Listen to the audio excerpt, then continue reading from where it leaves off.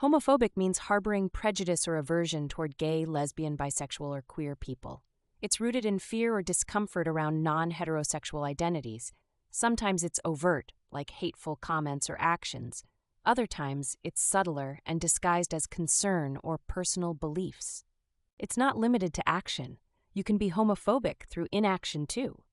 For instance, if you ignore someone's homophobic joke or don't speak up when policies harm LGBTQ+ people, you're perpetuating the problem.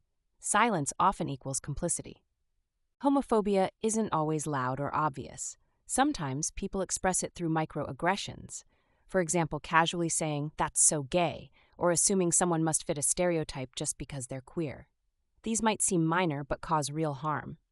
One of the biggest pain points? Homophobia causes isolation. Many LGBTQ+ people feel unaccepted by their families, their workplaces, or even their communities. Studies show nearly 40% of LGBTQ+ youth seriously consider suicide. This isn't just a concept, it's life and death. One reason homophobia persists is ignorance. People fear what they don't understand. A lack of exposure to LGBTQ+ stories creates stereotypes about what it means to be queer. Education changes this. Research shows LGBTQ+ awareness campaigns reduce prejudice by 20 to 30%. It's also built into systems. Think about laws banning same-sex marriage, which still exist in some places, or workplaces without protections for LGBTQ+ workers. These institutional barriers perpetuate inequality and reinforce the idea that being non-hetero is wrong. Pro tip: if you want to avoid unintentional harm, learn the language. For example, don't assume everyone has a mom and dad. Use parents instead. Small changes in speech help make LGBTQ+ people feel included, and being inclusive costs you nothing. A lot of homophobia hides behind cultural or religious justification. Some people claim it's not hate, it's faith. But choosing faith-based exclusion over compassion is still harmful.